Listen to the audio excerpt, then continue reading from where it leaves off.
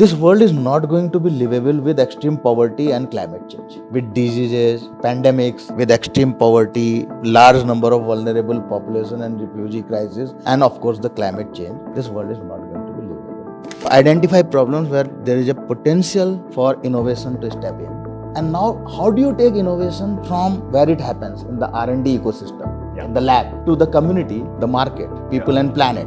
Then how do you bridge the gap between science and society, right?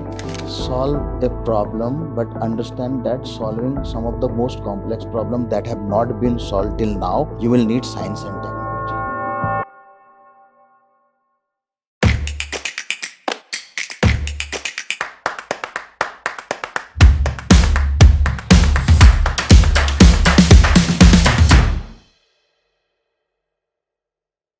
Hi, I'm Arvind Radhakrishnan. Welcome to Upstart by WeWork Labs, a WeWork India initiative. With Upstart, we want to focus on everything that you want to know about the startup ecosystem from the people you want to hear it from. In this episode, we're tackling an important subject, social innovation. With India's population projected to reach 1.69 billion in 2054, social entrepreneurship will play a crucial role in addressing the challenges of managing and sustaining this growth. My guest today has a unique perspective on how this landscape is evolving. Manoj Kumar, the driving force behind Social Alpha, has built a platform that has supported over 350 startups, awarded more than 120 catalytic grants, and made over 100 seed investments. Social Alpha has been instrumental in the success of innovative startups such as Pool, Padcare, and Hasirudala, among others. Through its innovation labs, the fund has transformed 130 innovations into practical solutions, impacting over 300 districts across India. Beyond Social Alpha, Manoj's work with the Krishi Kalpa Foundation, collectives for integrated livelihood initiatives at Tata Trusts, and the Tata Institute for Genetics and Society addresses critical areas such as healthcare, climate change, sustainability, and social mobility, each vital for building a stronger, more inclusive India. There's no one better to guide us through the roadmap for social innovation and its potential to transform the foundation for India's future. Very excited about today's episode. Manoj, welcome to the show. Thank you, Arvind. Thanks for inviting me. Amazing. Truly very excited to have you here because this, to give you an idea of what we're trying to do with Upstart, is we're trying to look at what India's growth trajectory looks like. What are the actual engines of growth behind India's future? And then trying to ascertain what the startup economy and the innovation economy's role in that is, right? So this sort of ties in everything. Being a developing economy, a lot of our innovation in the future will come from the sort of the bottom of the pyramid upwards, which is the impact sectors that you focus on. So this is almost a culmination of all the objectives we had with Upstart. So very excited. Thank you for taking the time. Thank you. And I actually wanted to start with rewinding a little bit. So you have been an entrepreneur, you've been an investor for almost 30 years before Social Alpha as well, right? You've worked in several capacities there. So, and then you chose to do Social Alpha. So if you could maybe take us back to before Social Alpha, what was the social innovation landscape like? How did that evolve? What were the changes that happened and then made you think that was an area to focus on? Okay. So, no, thank you. But you know what, when I look back in the rearview mirror, the most exciting part of my life is what I'm doing in Social Alpha. Amazing. And the past is boring, right? Trader, banker, doing things and all that. But in retrospective, we are all very intelligent, right? So I think I should have started Social Alpha long back. Okay. And I think I took that plunge way much later. Sure. But let me tell you why I am doing what I'm doing, right? If you look at India's entrepreneurial ecosystem, it has been amazing. Even before independence, we had business people, traders, and everybody. True. Like, it was a thriving economy. Even before East India Company came to India, we had our own businesses, right? And then we have the history of colonial rule. And, when we got independent, we had very little capital and very few business people or industrialists in the country. Right. So if you see 1950s and 60s, the government was the startup. It was planned economy, public sector, You see, That's from amazing. textile to oil exploration to roads, everything was done by the public sector. Sure. Very little private sector, and most of the investment was public investment, right? Then we had this great movement in 1991 when we said we are shifting to a more market-oriented economy, Correct. right? Free markets, and we had started seeing elements of entrepreneurial activity in 70s, 80s also. But I think post 90, we saw emergence of big services players in our country, right? From Wipros and Wipro, Infosys. Infosys, Cognizant, TCS, they all became big companies, Sure. right? Indian stock market started, seeing listing of, we never used the word unicorn at that point of time, Right. but these were 5 big entities. IT people, right? So 90s, I think till .com and digital, we were all services. All successful big companies were doing services, right? Whether project services like construction companies like L&T, right? Yeah, Uh, absolutely. Tata Projects or automobile, right? Or services. Services was the big thing, right? Correct. We had heroes like Nandan Nilekani, Narayan Murthy, and all those. Like post-internet, we saw emergence of the app economy, right? Sure. Or digital. So you had, emergence of heroes like Flipkart and Zomato, Swiggy, right? And we have seen digitization of services over a period of time. So I think the entrepreneurial journey in India has been, like, if somebody writes the history of entrepreneurship, you will see the transition from services to digitization of services, and now India Stack and building new Right. solutions on the top of it. What we are now seeing in pockets, that we have people who are actually doing R&D Okay. and building products, right? And you see some companies have emerged in products. We have a few success stories in SaaS, for example. Sure. But we still haven't looked at several areas where market failure exists, right? Okay. Which effectively means, are we solving for primary healthcare? How many startups are solving for primary healthcare? True. Are we solving for small and marginal farmers? 85% of our farmers have less than, say, 5-acre holdings, Sure. right? Are we solving for them? Right? Sure. Are we solving for planet? Are we solving for climate change, greenhouse gas emission reduction, right? Yeah. Or adaptation, for example, or restoring the nature. Right. So I think that this whole startup entrepreneurship that is already there in our DNA is just going to become much larger, because now the problems are much bigger. Right. Okay. Right? So the potential opportunity to create market while you solve this problem is really huge. Okay. Amazing. And historically, we never had market solving this problem. We had government solving this problem, or philanthropy, NGO, Sure. or activists solving this problem, right? Entrepreneurs solving the problem of water, soil, pollution, we are Is a new now, thing. it's just starting off. Amazing. But our capital markets and our mainstream startup innovation ecosystem is not yet ready for that. Okay. So if you are an entrepreneur and you are building a new medical device for screening and referral and early discovery of cervical cancer, unlikely that a pooled capital VC with 10-year close-ended fund working for 2% management fee and 20% carry is going to take the risk of investing in your company. True.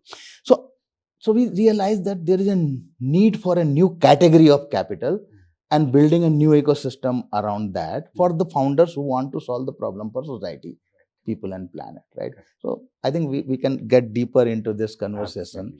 Absolutely. Then this brings me to the question of your social entrepreneurship. Yes. We had social entrepreneurship in our country forever, right? We had Amul, That's true. right? We had Arvind Care, we had Selco. Yeah. So we have, if you look at case studies which are being taught in business schools on social entrepreneurship, those case studies are all about cooperatives, Sure, or business at the bottom of pyramid, right? Yeah. Microfinance, right? Energy access, eye care, and dairy. Sure. So we have social entrepreneurship. We always had. Government also had social entrepreneurship, Gandhi Ashram, Sure. Khadi Absolutely. Gramodyog. Yeah. So microfinance is all about social. But the new genre of social entrepreneurship will come from R&D labs. Because now you have to build a device for screening cervical cancer early, Right. or a new color or a pigment that replaces chemical dyeing for textile industry, right? Sure. Yeah. Or batteries that replace lithium ion battery Correct. with a much more affordable, say, sodium ion battery. Sure. This, we don't call it social entrepreneurship, I don't know why, but these solutions are going to solve the problems at a scale in a very non-linear way. Sure. Okay. Right? So Right. I think the new social definition. entrepreneurship is all about science and technology. It's all about products. Right. It's all about very high risk, non-linear impact. Amazing. Right? Okay. And it's about impact at a scale if you get it right. Sure. Right? Yeah. UPI has demonstrated that. Right? And I think we need to see more hardware, right? Sure. More manufacturing oriented startups, right? Sure. So I think we will get there, Yeah. but it's just starting off. Okay. Amazing. I think we'll dive into a bit more about that gap between the innovator and the investor, the mainstream VC industry in a bit. Yeah. But I did want to, usually at this point, I would jump straight into the topic, but on Social Alpha specifically, it's so clear, even like it's on your LinkedIn page, that you there are three pillars. There's social justice, economic development, and climate action, right? That Social Alpha is very keenly focused on. Now, just in this introduction, you've talked about maybe 8 or 9 different areas from agri, from everything, right? To microfinance, everything else. What was it that made you, how did you choose these areas to focus on? Why were these the areas you thought you start with, or how did you choose your thesis? So, see, what we decided when we started Social Alpha, that we should not be doing what market is already doing. Okay. Right? So if market is already investing in 5-minute food delivery or microfinance, I don't think we need to build another institution to just encourage or do that, because it's already well funded. Okay. The ecosystem supports that, right?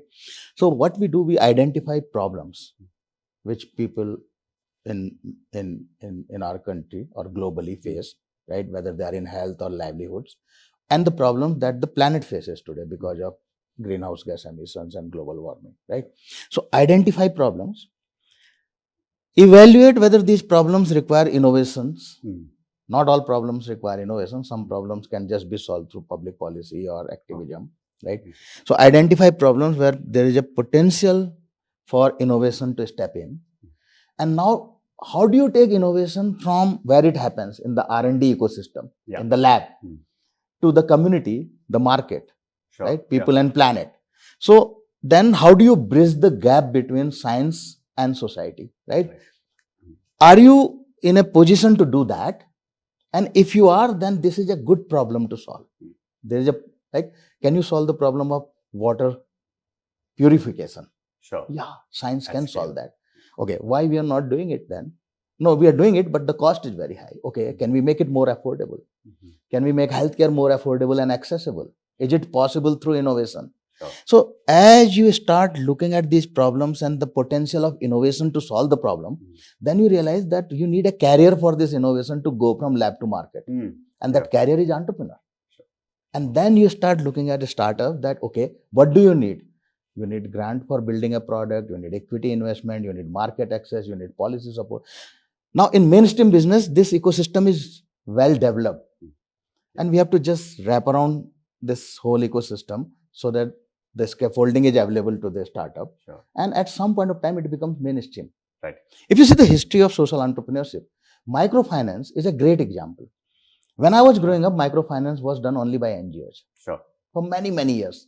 We didn't even know about microfinance till Muhammad Yunus got the Nobel for it, right? Yeah, and one good day, people realized that the repayment rate in microfinance is very high. The default is hardly there. So mainstream started investing in microfinance, right? The whole impact investing industry developed around microfinance. Even today, 75 to 80% of impact investing happens in microfinance. But microfinance today is mainstream, right? SDFC Bank, ICICI Bank, HSBC, every bank has microfinance book. That's true. They either do it direct or some of them give it to microfinance companies to redeploy it. But what I'm trying to say that today, Microfinance is neither social entrepreneurship nor impact investing. It's mainstream first class business. Sometimes probably as good or sometimes even better than the banking business. Sure. Right? Absolutely. So it has become mainstream. Now, should we do it? I don't think so. For which industry did you mean? In financial services. Okay. Right? Oh, like that. Yeah. Sure. So can social part get into this? No. But I would say in finance, if there is an opportunity, we should solve the problem of micro insurance maybe. Because a lot of people still do not have access to insurance. Right? So what I'm trying to say, how we identify these problems. So whatever we work on, we work in food system, we work in energy system, we work in health, we work in natural resources, and we work in material science. All these require us. But at some point of time, we will be probably thrown out of each one of this because it will become mainstream. But our job is to de-risk it. Sure. Right? So what we do in social welfare is de-risking. From lab to market to community. It's like using grant, equity, labs, infrastructure, policy support, market access. Can we keep de-risking it so that everybody else gets excited about it so that we don't have to do it? Sure. So the objective is not to do more. Objective is to not do anything. Sure. Yeah. Incredible. And okay, that's so good because it maps it out till here and where you are now and how you're seeing where you focus on now. What is the end goal? When do you feel like what is when everything hits mainstream? What is social welfare should not exist. Our stated objective in social welfare is not growth. Okay. Because if we are growing, then actually we have a problem. Problems are growing. When an NGO says, "No, I've been working on this problem for 40 years," I feel very uncomfortable. Yeah. Right? If you have been doing the same thing for 30 years or 10 years or 5 years, what was your objective? Your objective was to reduce poverty. Then you should be out of that work, no? Sure.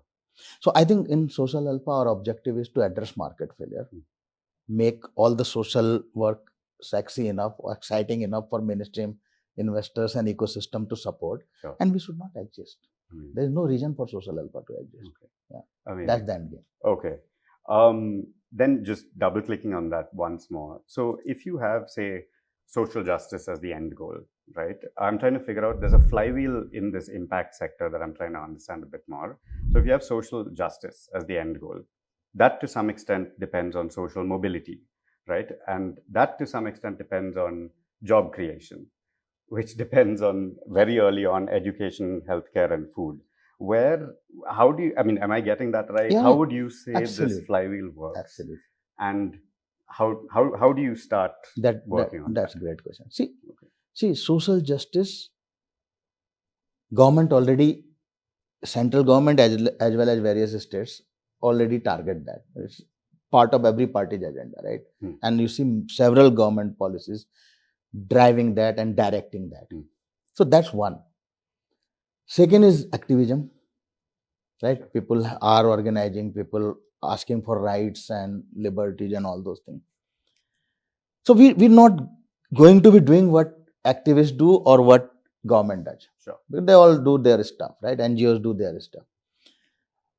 What we are saying that if we promote entrepreneurship in the areas of market failure, it will have two things. One, we will create solutions for some of the existing problems, whether it is access to water or access to health or affordability of health, right? It will increase income of people if they use better technology. So can we give smallholder farmers better technology so that they can reduce the cost of agriculture, increase their income, reduce the post-harvest losses, right? Make their farming more efficient and productive and therefore get more money in their hand. Here you see the social mobility is coming through economic impact or economic action, right? So if you can provide better jobs or better entrepreneurial opportunities or something that increases the income of people, people are intelligent enough to get access to other things for which they can pay for. Sure. Right? Now, entrepreneurship also creates value and wealth for people who are doing it. Right. So you have this supply side of innovation Right. where people are building startups. There's a demand side of innovation where people are looking for better solutions and they're willing to pay for it, either people themselves or the state, right? So if you can catalyze this entrepreneurial ecosystem in areas where market failure exists, you will end up creating market. Yeah. You will end up creating economic upliftment of people which move to social mobility positively. So in my opinion, this entrepreneurship or the social entrepreneurship in these areas is the new genre of activism, right? You are actually activating economic activity or catalyzing economic activity in areas where it was not happening. Look at Bangalore. You have Hasirudala and Sahas and some of these companies. They have organized waste pickers. They have created a nice franchisee model where waste pickers are collecting segregated waste from different places and then putting it in different value chains. Some waste goes for recycling, some goes for biogas, compressed natural gas creation, some waste goes for, finally some waste goes into the landfill. So what they are doing actually, reducing the landfill, the waste that is going into the landfill. But in the process, several waste pickers who are extremely poor, their income has gone up. Right. And the certainty with which they will have their income has also improved. Right. And these are successful business models. Now, can you put science on the top of this business model to recycle better and create a circular economy and material recovery, for example, right? And create some wealth out of this waste, right? Now, this whole ecosystem needs to develop, and we are seeing that over the last 8-9 years.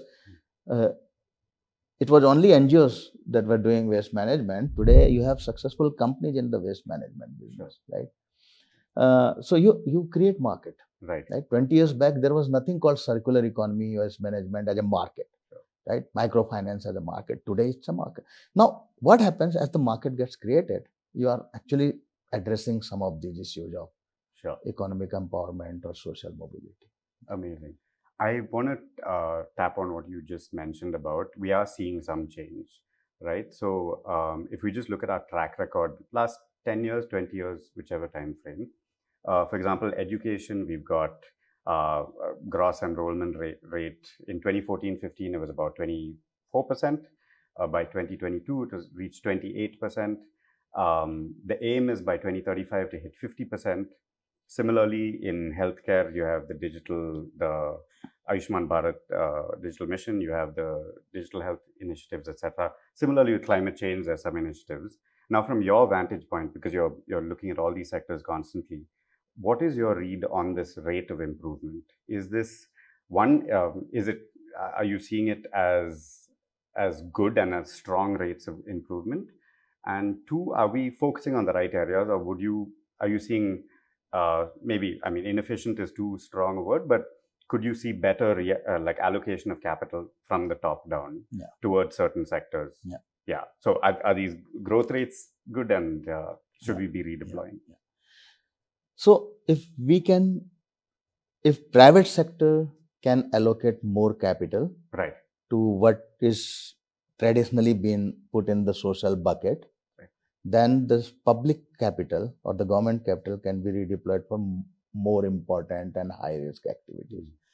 Unfortunately, if you look at the entire landscape of healthcare, climate change and livelihoods, private capital is not taking risk.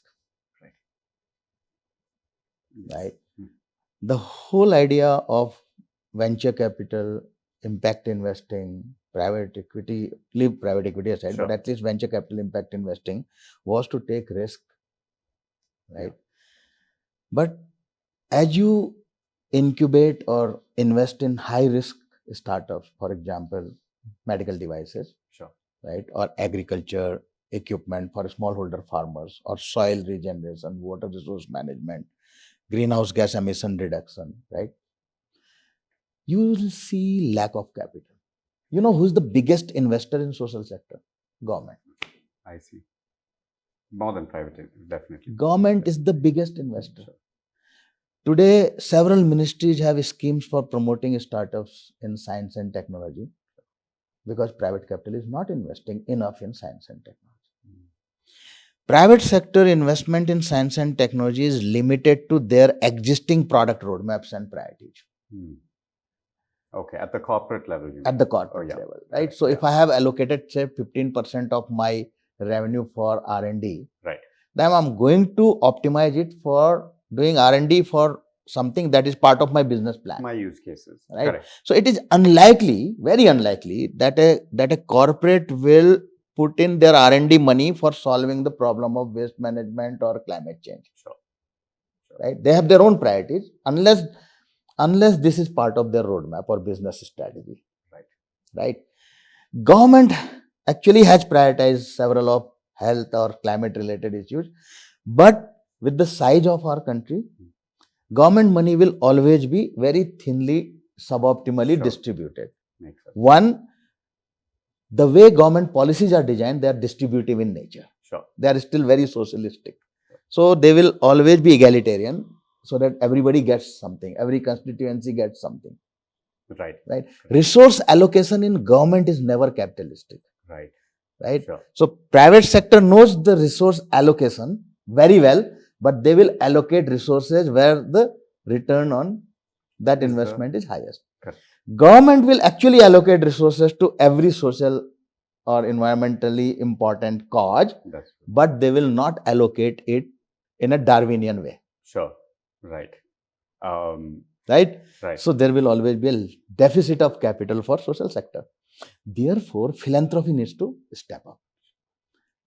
Corporate CSR and philanthropy, that is significantly free, because they don't have an electoral obligation to their constituency and they don't have a return obligation to their shareholders. That is where the magic can happen. If philanthropic capital and CSR money, foundations money, family offices, right? If that can, a part of that can go for R&D, for people and planet, you can actually ship high impact solutions from R&D labs and develop them into high impact solutions and deploy on the ground and scale up. And then market will get excited about it. So the de-risking responsibility, while government is taking, it's the philanthropy, family offices, individuals, rich people need to step up and take that responsibility because they know how to do resource allocation better than government. Sure. You touched on a very important point. CSR money specifically, the 2.5%. It's spend or explain 2% of 2%, net profit. That how effective is that system currently in India? It's a very powerful. It's a very powerful pool of capital. Yes. But definitely there is a resource allocation issue. Right. Sometimes you restrict it to your vision of CSR. Right. So I will not be surprised that if you and I travel to Tumkur and find a school where 4 corporates from Bangalore would have done CSR activity in that school without talking to each other, and some of their computers are still packed in boxes because they have more computers than they need. Oh, interesting. Okay. It's possible, right? In COVID, we saw healthcare, capital expenditure being distributed and still in packs and all that. So CSR can be very strategic, provided CSR planning, right, includes innovation as one of the agenda. Got it. Unfortunately, CSR is short term. By the time you decide where are you going to deploy your CSR money, you are already 6 months in the year. Now, sometime in Jan and Feb, you call your CSR partner and say, I'll give you some money, you have to spend it by March. Right. This doesn't work. Sure. Right? You have to start planning early. You have to have a long-term planning mechanism and you have to identify a cause and be committed to that for few years. You can't keep changing your CSR partner. So some of our CSR partners actually are committed. Sure. They are committed for long term and they want to repeat the same program year after year. So now I have a certainty that my CSR partner is going to work with us. Right. So I will actually keep investing in that space, not, hire people, train them, build the partnership so that I can use their CSR money on the top of our investment. Sure. Year after year, and then in 2 to 3 to 4 years, you see some impact there. Yeah, right. Amazing. I'm going to shift gear a little bit to your model, and you've spoken about it from science to society. It seems so obvious that this sort of a model should be needed in the social impact space. But just to reiterate that, that was a very specific action that you took from 0 to 1, 1 to 100, and then beyond 100. Could you give us an idea of why you felt in the social sector specifically this is needed? Such a good question. This is right. So let me take an example. Sure. Say we have Indian Institute of Science in Bangalore. Yes. Right? They develop a new technology or new protocol in aerospace engineering. Right? Now some Airbus, Boeing, or Collins Aerospace, their technology scouts know about it. They come. Okay. Right? They see this. They say, we would like to license it. And then IISc can license to them. They have their own R&D, Sure. where they can translate this research along with other R&D pieces they have into a solution and deploy it in their product, right? Since industrial revolution, the academia and industry interface has worked, right? Because research always happened globally in academia. Academia licensed the research to industry. Correct. Sometimes industry sponsored research in academia, sometimes academic research went to industry and became R&D input for industry's R&D. Correct. But these industries are R&D industries. For example, a pharma company licenses a molecule from a research institute, but translates this molecule into a drug which is through its R&D. Understood. So R&D happens in academia, but R&D happens in industry as well. And R&D in industry and R&D and academia, they have a very good relation, and we call it technology licensing. You create technology, license it, but product development and deployment becomes industry's responsibility, right? Yeah. A pharma company does not get a molecule that is ready to ship to a pharmacy. 100%. Sure. It requires product development, testing, trials, regulatory approval, then it goes. This piece happens in industry. This piece doesn't happen in academia. True. Right? True. So R&D for industry does. And academia supplies the basic components for that R&D. Right. Who will do R&D for poor and planet? Who is the Boeing for small and marginal farmers? Who is Novartis for planet? So when it comes to the problems of poor, vulnerable and marginalized communities or the problems of planet, that R&D, even if it happens in academia, requires translation from research to something that is adoptable, deployable, usable and creates impact. So the gap between R&D ecosystem and society doesn't exist in mainstream business. That's why mainstream business is successful. That's why companies that invest in R&D are always the leaders and they have competitive advantage against the rest of the players in that space. But who will create competitive advantage against poverty? Who will create competitive advantage against global warming and climate change, right? So you need entrepreneurs who are filling in that space. Sure.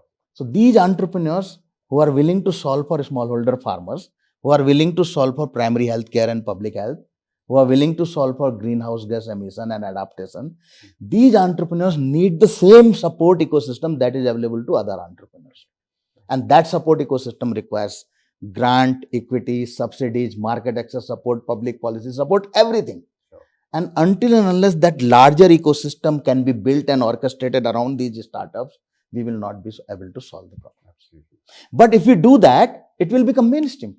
Yes. Because then there is no difference between mainstream and social work, right? Sure. Amazing. This, you sort of touched upon this in your previous answer, but just the gap between the innovation and the investor. Arguably, I think the entire global south, the so-called global south, would benefit from more private investment.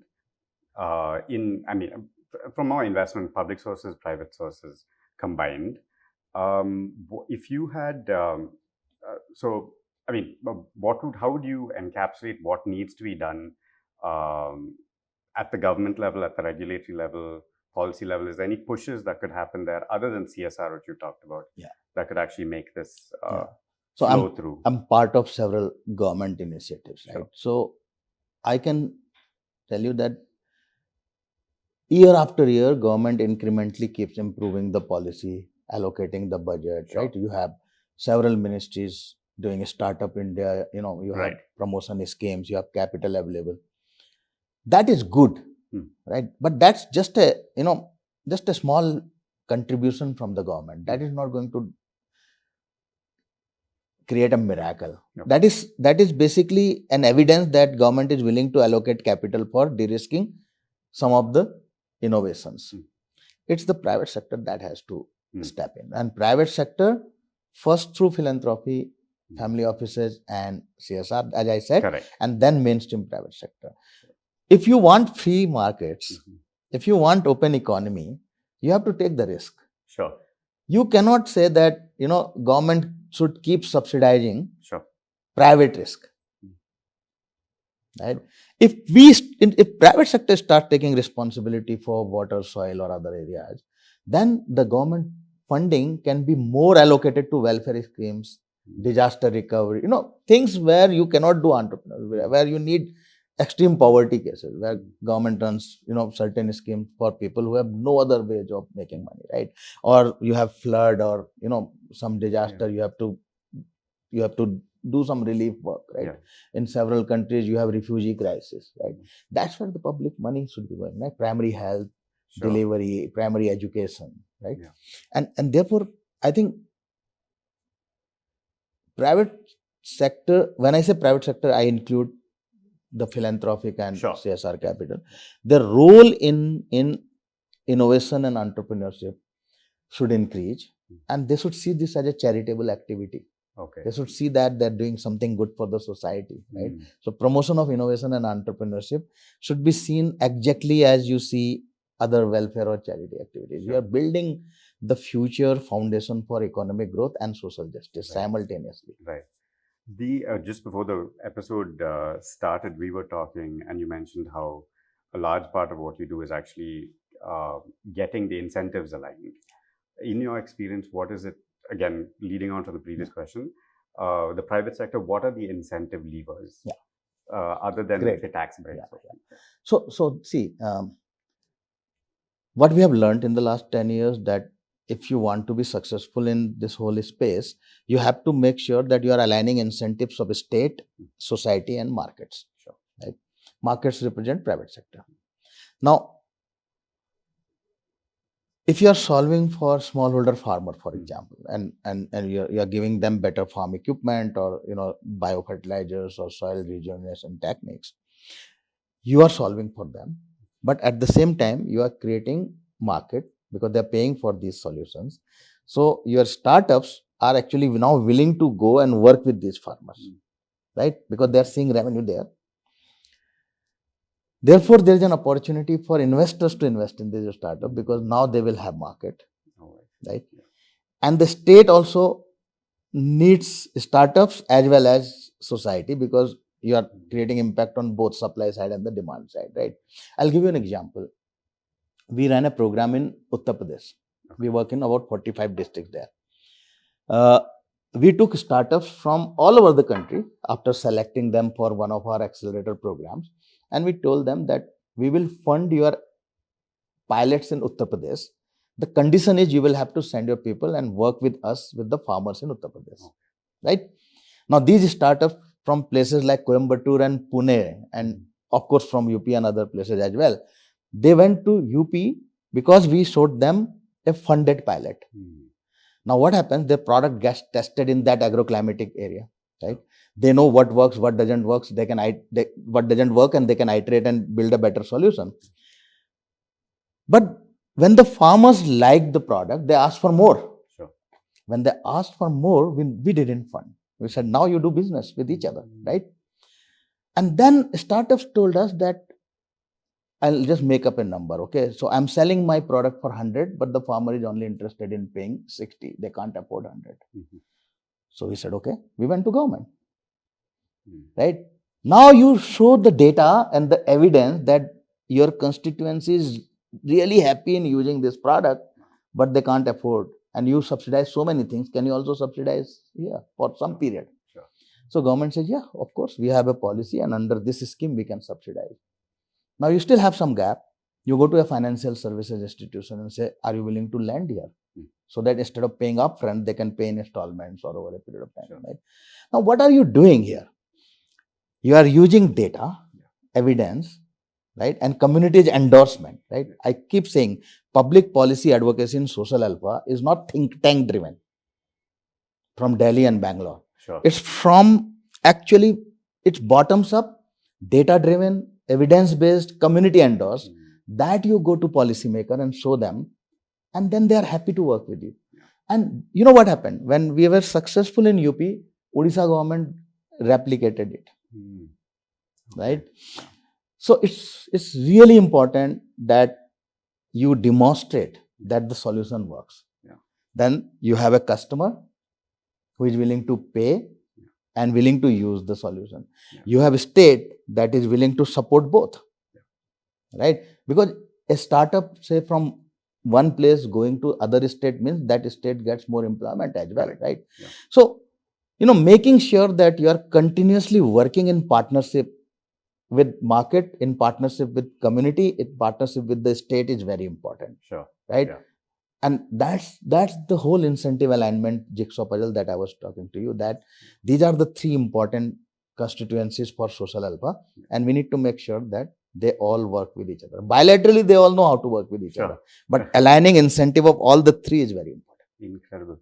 I just want to highlight, I think for everyone listening also, one aspect of what you're doing, and I'd love to hear how you do it, that's so different from mainstream VC funding and things like that, is so all of these things have to come into place. You have to find a market need, a market failure, and you go after it. And then there's the actual part of finding a startup that is fitting certain criteria. Now, for the VC segment, especially now in India, it's you have a good team, you have a growing market evidenced by data, you have your traction, and then you're a fairly good investable startup. Now, in what you do, now you've identified a market failure, and now you've also got, but you have to, all of these have gestation periods, they might require advocacy and things like that. So in the context of that, how do you actually find a investable startup? What are your criteria to actually do So when we find them, they're not investable. Okay. It's our job to make them investable. Okay. Right? But what do you look at that? So what we look at, we have problem statements and we have thesis around that. Correct. So when we run our challenges or scout for these startups, they may come at different stages. We have startups which are still doing R&D. Sure. Yeah. They've not yet built the product, but they have publications, they have evidence that they're building the right product, and they have a vision or a promise. Sure. That is where we can get in. Okay. We have startups where they have actually built something that can be tested. Okay. Right? See the difference? Sure. You are in R&D stage, you are still building, you can tell what you are building, but you have some lab level evidence which is published in a peer reviewed journal. Okay. Right? Got so here you are believing in the intellectual rigor of the startup, not on the execution capability yet, from an entrepreneurial point of view. If you have already built something that requires testing, then you may come to social alpha, or social alpha may find you. You have actually now tested and iterated and created a solution, but you need a sandbox for pilot. Or you have piloted, you have evidence that it works, you want a deployment support, or you need a market access support, or you need a public policy support. So the whole range is like a school analogy, right? You may get a child at primary school, junior school, high school, or senior school, or senior school with interest in sports. So you have to look at the entire stack, right? Social Alpha Labs, 0 to 1, Social Alpha Ventures investability, Social Alpha community deployment scale up readiness, and then create a support mechanism appropriate based on the complexity of problem they are solving and the stage they are in. So it could be a mix of grant, equity, policy support, market access support, or anything. So how we find them? through active scouting or through grand challenges that we keep running from time to time. But they may all be at different stages. Sure. So they are not part of a cohort. Right. Sure. Right. The only cohort mechanism works when you are doing something same for everybody. Sure. Focus. So you run an accelerator for clinical trials for medical devices. That can be a cohort based one where you have an entry criteria, you have an exit criteria, you have a duration, and then everybody gets the same inputs. Correct. Yeah. But otherwise, it's very customized. So every startup in our portfolio has a portfolio manager whose job is to identify the needs and then map it to the larger ecosystem. Amazing. There's another force that's acting on this entire industry, which is, and it's obviously across the world, AI, right? And so I just want to touch upon that. India's the AI mission that been launched. I think even yesterday there was something about how they're building compute infrastructure here, foundational models they hope to build and everything. The idea with that seems to be with the 6 pillars that they democratize AI access, bottom of the pyramid, and the economic opportunity comes to the bottom of the pyramid. How do you, how is this playing out currently, and how do you see this AI wave affecting the social impact space? See, a lot of people, including government and private sector, will build the foundational stuff. Yeah. What at Social Alpha we are looking at the application. Okay. Right? Can AI help smallholder farmers with better predictability of the weather and farm inputs and start predicting the output and recommend the right crop? Sure. Can AI be used to do a better screening early? So we have one company in our portfolio called AI Stat. It's a doctor who built it in IISc. Basically, you have a stethoscope. So in a stethoscope, a doctor is actually using the recognition of sound to predict certain things. And in this AI-based stethoscope, they have created a library of sound, and then on the top of it, right, they have machine learning models. So you now have AI predicting, cardiac murmur and its intensity, for example, right? We have, you can use AI in radiology, you can use AI in pathology, you can use AI in dermatology. What are they doing? Image recognition and pattern recognition, and using some clinical judgment on the top of it. So we are seeing a lot of application of AI in healthcare, in agriculture, and in other areas. What I see that the immediate area, for example, would be screening. Right? Screening and diagnosis, early referrals. We don't have expert clinicians everywhere in the villages. Can we use AI for it may not be 100% accurate, but reasonable certainty, you can do early referrals and therefore early intervention and therefore low cost treatment. Right? So AI is really, really important and relevant, and we are seeing a lot of AI startups now. Right. Really looking at solving problems for the people and planet. Amazing. Hopefully also bring down the time to mainstream sort of thing, right? Yeah. But there's one angle on this I just want to double click on. Basically, as everything democratizes, AI's hugest benefit is that it makes things it optimizes, it reduces the sizes of makes everyone more productive, right? So team size will become smaller. So now if we're on the one hand, we're trying to solve job creation, the other hand, we need AI to actually propagate these use cases. How do these play against each other? How do you see that happening? It's a tough one, but you know what? Like historically, since industrial revolution, we have had these concerns, right?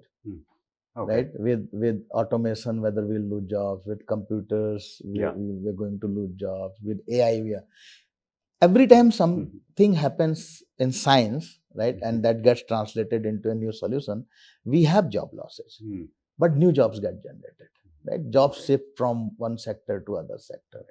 But see, AI is very useful in many areas, but AI is not going to replace the food we eat. Sure.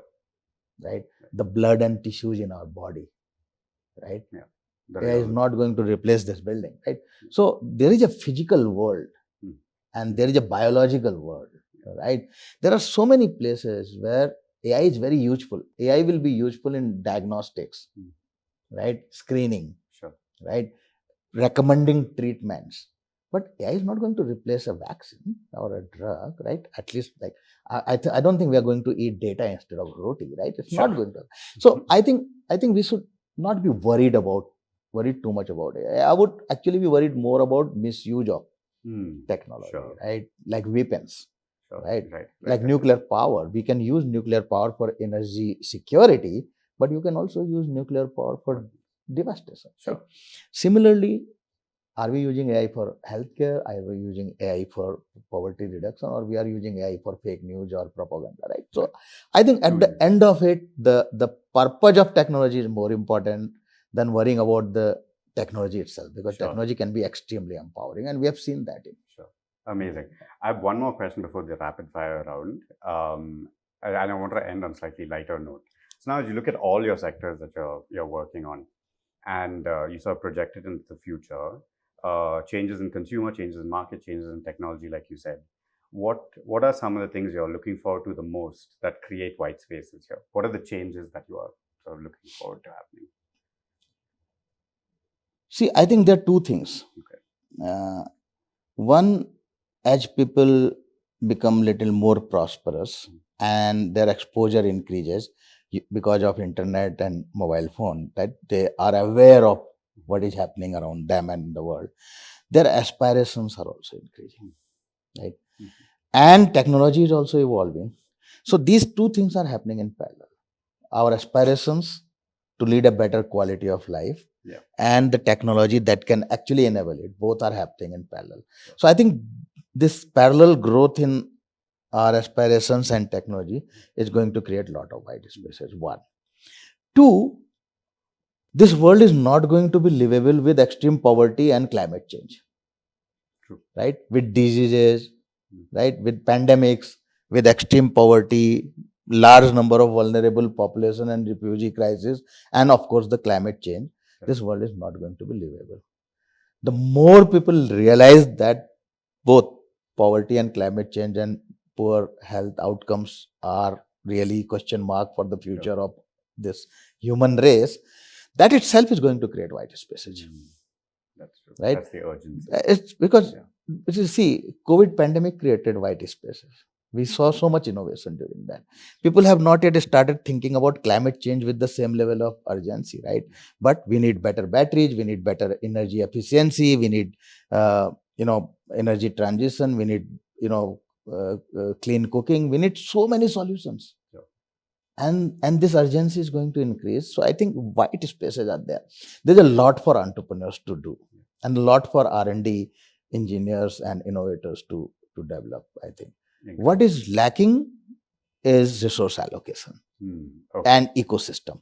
So people need to write larger checks, right, more frequently, and keep developing this ecosystem that can orchestrate this lab to market, as I call it, right? You want to bridge the gap between science and society, you have to build this ecosystem that enables lab to market transition, and provide capital that is extremely high risk tolerant, extremely patient, and is, while you may make returns, but your intent has to be philanthropic. That you are doing it for people and planet. In the process of doing something right for people and planet, you make money, take it as a byproduct of that. Amazing. Thank you, Manoj. We have a rapid fire round. Don't worry. It's a very, very easy one. Yeah. But we do this with all the guests. So basically, 5 questions. Whatever comes to mind first. Go with that. Ready? Ready. Okay. First one is one Indian startup or innovation that inspires you, other than something you created. Other than something that is in our portfolio? I mean, something that someone else has created. I like Hagdar Circle. Okay. Have you heard about them? No. It's a startup that basically started when I interacted with them a few years back. They actually let people know what their rights are, and they have built a business model around that. Wow. Okay, that is amazing. Okay, I will look into that. It's very nice. Yeah. One key piece of advice for aspiring social impact entrepreneurs starting today, who are starting off today. Solve a problem, but understand that solving some of the most complex problems that have not been solved till now, you will need science and technology. technology. We have already solved a lot of problems that could have been solved through services and digitization of services. Those low-hanging fruits are gone now. So I think now if you want to solve a big problem, you need to go deeper into science and technology and translate that into something that is tangible and implementable. And you will have a large market. You will make money, no doubt about it. India's economic future in one word. India's economic future, if we do it right, is bright because we have very large domestic market and potential to grow this market is amazing. There are only two countries in the world, India and China, that have that kind of population, data, everything. One book or podcast or any other piece of content that has had an outsized impact on your life and your way of thinking. There are so many of them, but there's a book called Fooled by Randomness that has a big impact on me because throughout my career I used to think that it's the talent that actually is important, but I think talent is a bit overrated. It's actually luck and execution that plays a big role. It's a good book. It humbles you down a lot. Amazing. Okay. Last one is a tool or an app that you can't live without in your daily workflow. As of today, I think it will be WhatsApp. Yeah. In fact, I was in a very remote travel area, last 3-4 days in Nandurbar district in Maharashtra, where we are doing some implementations. And I asked all the women in our self-help group, how many of them have got a smartphone? Majority of them had a smartphone. They were using WhatsApp. Some technologies have actually penetrated very deep thanks to internet data. The UPI, for example. Right? I can't live without UPI now. I have no cash in my pocket. Right? I think most of you are. So some things become so important in our life. We can't think without that. To be very honest, I don't know anybody in my office who lives without UPI. Absolutely. I don't think anyone here. Yeah. Amazing. Manoj, this was one of the most insightful, inspiring conversations I think we had on the series.